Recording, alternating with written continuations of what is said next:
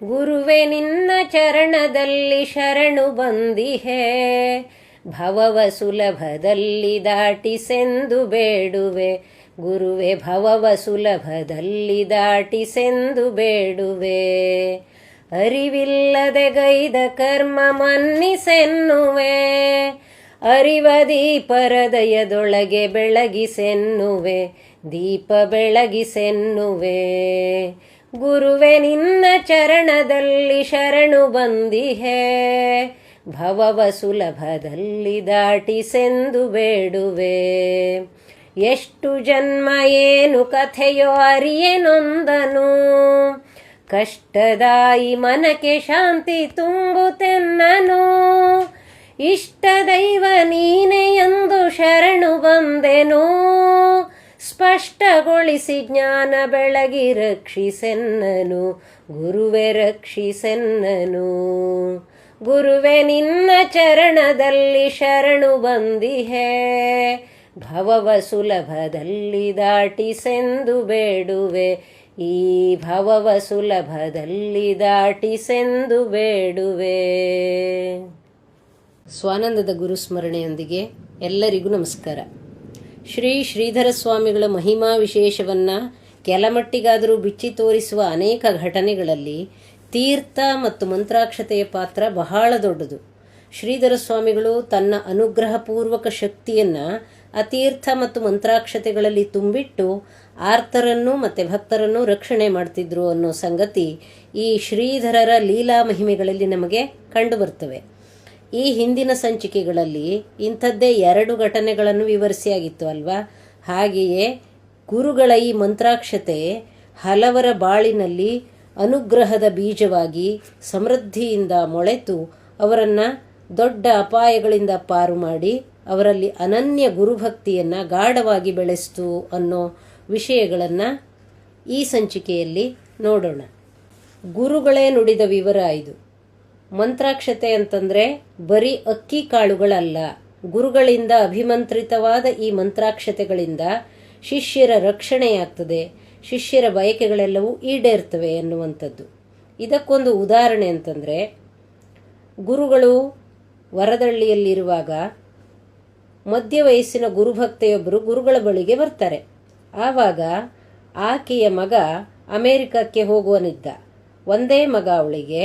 ಆಕೆ ಗುರುಗಳ ಪಾದ ಪೂಜೆ ನಡೆಸಿ ತೀರ್ಥ ಮತ್ತು ಮಂತ್ರಾಕ್ಷತೆ, ಭಸ್ಮ ಮತ್ತು ಗುರುಗಳ ಭಾವಚಿತ್ರವನ್ನು ತೆಗೆದುಕೊಂಡು ಹೋಗ್ತಾಳೆ. ತುಂಬ ಆನಂದದಿಂದ ಆಕೆ ಮಗನ ಜೊತೆಗೆ ಅಮೇರಿಕಕ್ಕೆ ಹೋಗ್ತಾಳೆ. ಸುಮಾರು 6 ತಿಂಗಳ ಕಳೆದಿರಬಹುದು. ಅಮೇರಿಕಾದಲ್ಲಿದ್ದ ಆಕೆಯ ಮಗನಿಗೆ ಯಾವುದೋ ಕಾಯಿಲೆ ಆಗುತ್ತೆ.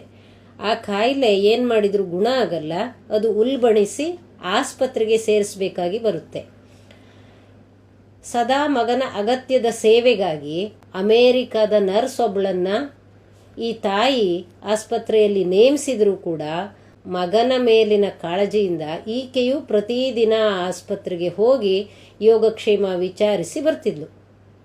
ವೈದ್ಯರೇನೋ ತಮ್ಮ ಸೇವೆ ಚಿಕಿತ್ಸೆ ಮಾಡ್ತಾನೇ ಇದ್ರು. ಆದರೂ ಆ ಮಗನ ಕಾಯಿಲೆಯ ತೀವ್ರತೆ ಮಾತ್ರ ಕಡಿಮೆ ಆಗಲಿಲ್ಲ. ಆ ಮಗ ಕೋಮಾಕ್ಕೆ ಹೋಗ್ಬಿಟ್ಟಿದ್ದ. ಕೊನೆಗೊಂದು ದಿವಸ ಆ ವೈದ್ಯರು, ಅಮ್ಮ, ನಾವು ಮಾಡಬೇಕಾದ ಚಿಕಿತ್ಸೆಗಳನ್ನೆಲ್ಲ ಮಾಡಿದ್ದೇವೆ, ನಿಮ್ಮ ಮಗ ಬದುಕುವ ಲಕ್ಷಣ ಕಾಣ್ತಾ ಇಲ್ಲ, ಇನ್ನೊಮ್ಮೆ ನಮ್ಮ ಪ್ರಯತ್ನ ನಾವು ಮಾಡ್ತೇವೆ, ಒಮ್ಮೆ ವಾಸಿಯಾಗದಿದ್ದರೆ ನಿಮ್ಮ ಮಗನನ್ನು ನೀವು ಮನೆಗೆ ಕರ್ಕೊಂಡು ಹೋಗ್ಬೋದು ಅಂತ ಹೇಳಿಬಿಡ್ತಾರೆ. ಈ ತಾಯಿಗೆ ಭೂಮಿಯೇ ಬಾಯ್ಬಿಟ್ಟಂಥ ಅನುಭವ. ದುಡಿಯುವವ ಒಬ್ಬನೇ ಮಗ, ಇರೋನು ಇವನೊಬ್ಬನೇ ಅವಳಿಗೆ. ಎಳೆ ಪ್ರಾಯದ ಈ ಮಗನ ದುಡಿಮೆಯೇ ಇವಳ ಜೀವನಾಧಾರ. ದೂರದ ಅಮೇರಿಕಾ ದೇಶದಲ್ಲಿ ಇವಳಿಗೆ ಅವರ ಭಾಷೆಯೂ ತಿಳಿತಾ ಇಲ್ಲ. ಏನು ಮಾಡೋದು, ಎಲ್ಲಿಗೆ ಹೋಗೋದು? ಕಾಡಿನಲ್ಲಿ ಕಣ್ಕಟ್ಟಿ ಬಿಟ್ಟಂತಾಗಿತ್ತು ಅವಳ ಪರಿಸ್ಥಿತಿ. ಒಂದೇ ಸಮನೆ ಶ್ರೀಧರ ಗುರುಗಳನ್ನು ನೆನಿತಾ ಗುರುಗಳೇ ಕೊಟ್ಟ ತೀರ್ಥ, ಮಂತ್ರಾಕ್ಷತೆ ಇವುಗಳ ನೆನಪಾಗಿ ಮನೆಗೊಡ್ತಾಳೆ. ಆ ಮಂತ್ರಾಕ್ಷತೆ ತೀರ್ಥವನ್ನು ತಂದು ಮತ್ತೆ ಮತ್ತೆ ಗುರುಸ್ಮರಣೆ ಮಾಡ್ತಾ ಮಗನ ಬಾಯಿಗೆ ಕೆಲವು ಕಾಳು ಮಂತ್ರಾಕ್ಷತೆಗಳನ್ನು ಹಾಕ್ತಾಳೆ. ಹಿಂದಿನ ದಿನವೇ ತಿಳಿಸಿದಂತೆ ವೈದ್ಯರು ಆಕೆಯ ಮಗನನ್ನು ಬಿಡುಗಡೆ ಮಾಡ್ತಾರೆ. ಅಂದರೆ ಈ ಮಗನಿಗೆ ಗುಣ ಆಗೋದಿಲ್ಲ ಅಂತ ಇವಳಿಗೆ ಮನದಟ್ಟಾಯಿತು.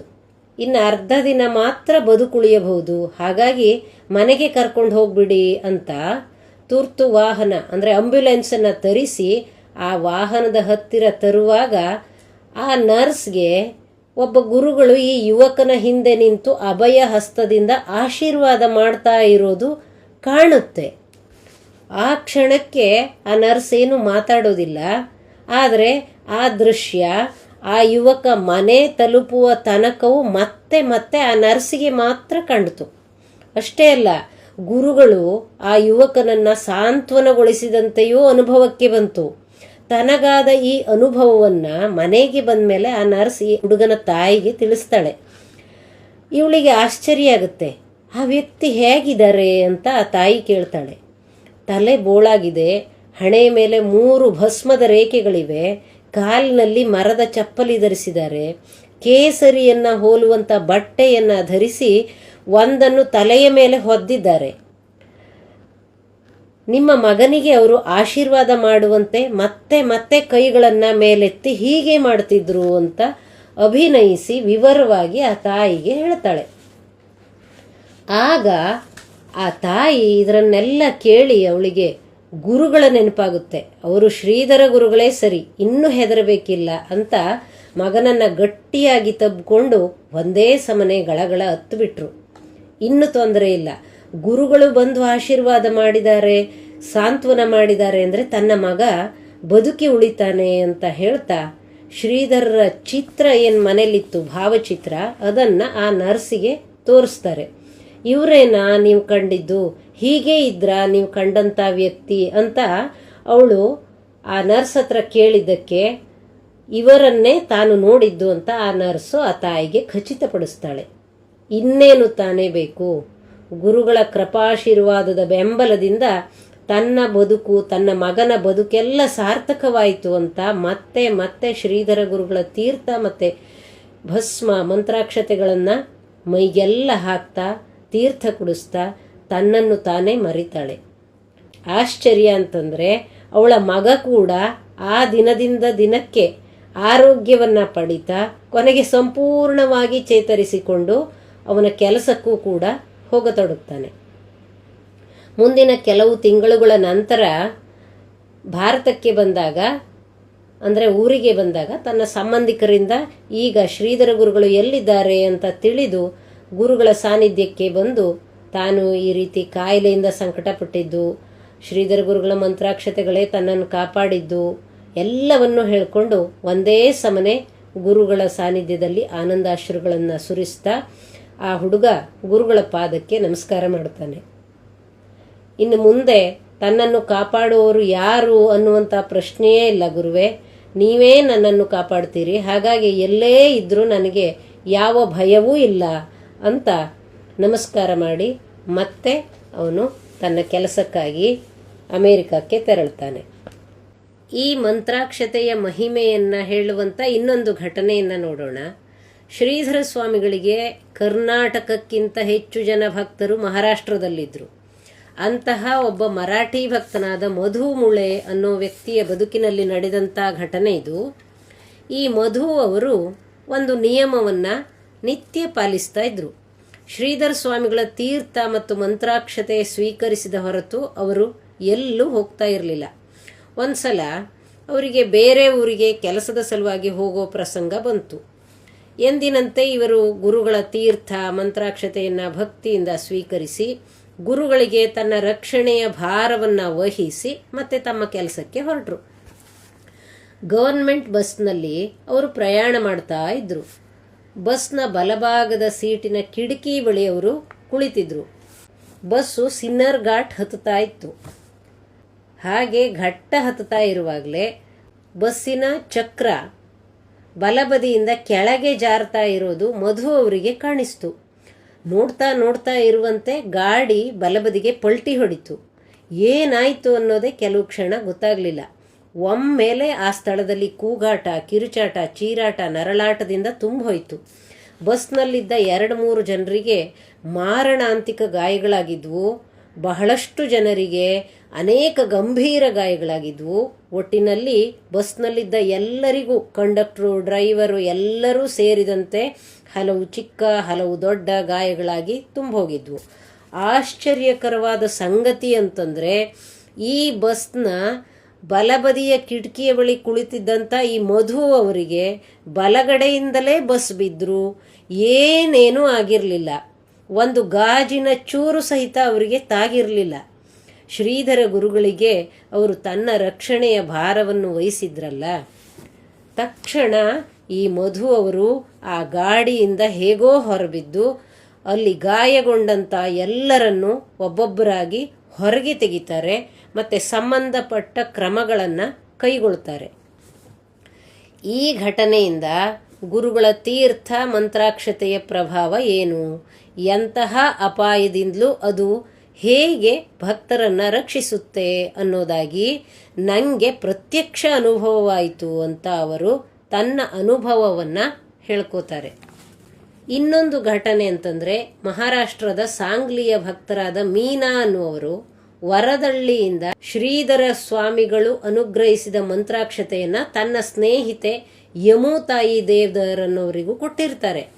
ಆ ಯಮುತಾಯಿ ಆ ಮಂತ್ರಾಕ್ಷತೆಯನ್ನು ಚಿಕ್ಕ ಪೊಟ್ಟಣ ಮಾಡಿ ತನ್ನ ಮಗನಿಗೆ, ಇದು ಶ್ರೀಧರ ಸ್ವಾಮಿಗಳ ಅನುಗ್ರಹ, ನಿನ್ನ ಬ್ಯಾಗ್ನಲ್ಲಿ ಇದನ್ನು ಯಾವಾಗಲೂ ಇಟ್ಕೋ ಅಂತ ಕೊಟ್ಟಿರ್ತಾರೆ.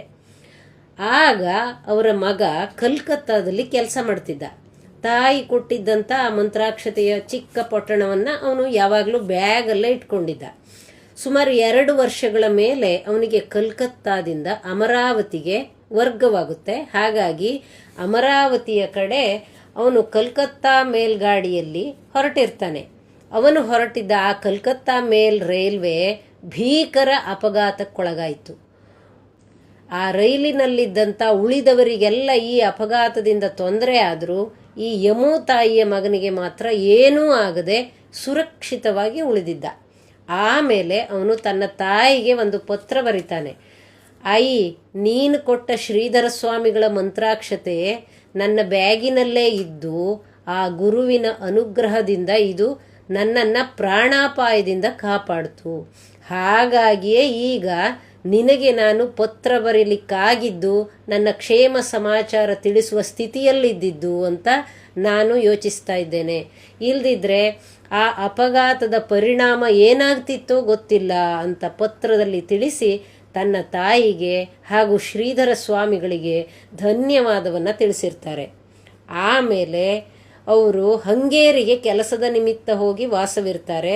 ಅಲ್ಲಿಗೂ ಕೂಡ ಈ ಯಮುತಾಯಿ ತನ್ನ ಮಗನ ರಕ್ಷಣೆಗಾಗಿ ಶ್ರೀಧರ ಗುರುಗಳ ಮಂತ್ರಾಕ್ಷತೆಯನ್ನು ಕಳಿಸಿಕೊಟ್ಟಿರ್ತಾರೆ. ಈ ರೀತಿ ಭಕ್ತರು ಎಲ್ಲೇ ಇದ್ದರೂ ಅವರ ರಕ್ಷಣೆಯ ಭಾರ ಶ್ರೀ ಗುರುಗಳದ್ದು.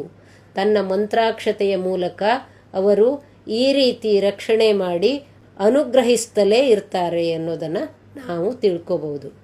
ಹಾಗೆ ದಿನದಲ್ಲಿ 2 ಸಲ 3 ಸಲ ಮಂತ್ರಾಕ್ಷತೆ ತಗೊಳ್ಳೋಕ್ಕೆ ಬಂದಂಥ ಭಕ್ತರಿದ್ದರೆ ಅವ್ರ ಹತ್ರ ಶ್ರೀಧರ ಗುರುಗಳು ತಮಾಷೆ ಮಾಡ್ತಿದ್ರಂತೆ.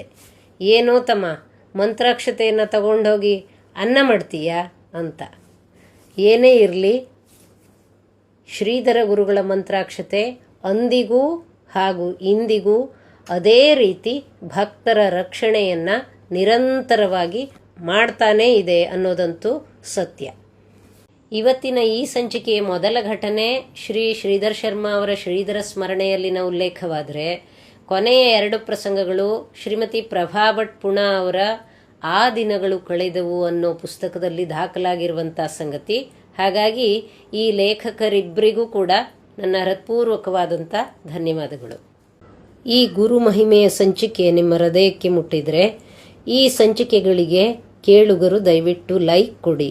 ಯಾಕೆ ಅಂತಂದರೆ ಯೂಟ್ಯೂಬ್ನಲ್ಲಿ ಈ ಸಂಚಿಕೆಗಳು ಬರಬೇಕಾದ್ರೆ ಬಹಳ ಲೈಕ್ಸ್ ಬರಬೇಕು ಅನ್ನೋ ನಿಯಮ ಇದೆ. ಆ ನಿಯಮ ಪಾಲನೆ ಆಗದಿದ್ದರೆ ಈ ಯೂಟ್ಯೂಬ್ಗೆ ತೊಂದರೆ ಆಗುತ್ತೆ. ಹಾಗಾಗಿ ದಯವಿಟ್ಟು ಲೈಕ್ ಮಾಡೋದನ್ನು ಮರಿಬೇಡಿ. ಮತ್ತೆ ಗುರು ಮಹಿಮಾ ವಿಶೇಷದೊಂದಿಗೆ ಮುಂದಿನ ಸಂಚಿಕೆಯಲ್ಲಿ ಭೇಟಿಯಾಗೋಣ. ನಮಸ್ಕಾರ. ಎಲ್ಲವನ್ನೂ ಸಾಕ್ಷಿಯಾಗಿ ನೋಡುತ್ತಿರುವೆನಿ, ನನ್ನೊಳಗನು ನನಗಿಂತಲೂ ಬಲ್ಲವನು ನೀ. ನಿನ್ನ ಮಾತ ಹೃದಯದಿಂದ ನಡೆಸುತ್ತಿರುವೆನು. ತಡವಿದೇಕೆ ಪರಮ ಪುರುಷ ಬೆಳಗು ಬಾಳನು, ಒಲಿದು ಬೆಳಗು ಬಾಳನು. ಗುರುವೆ ನಿನ್ನ ಚರಣದಲ್ಲಿ ಶರಣು ಬಂದಿಹೆ, ಭವವ ಸುಲಭದಲ್ಲಿ ದಾಟಿಸೆಂದು ಬೇಡುವೆ. ಈ ಭವವ ಸುಲಭದಲ್ಲಿ ದಾಟಿಸೆಂದು ಬೇಡುವೆ. ಗುರುವೆ ಭವವ ಸುಲಭದಲ್ಲಿ ದಾಟಿಸೆಂದು ಬೇಡುವೆ.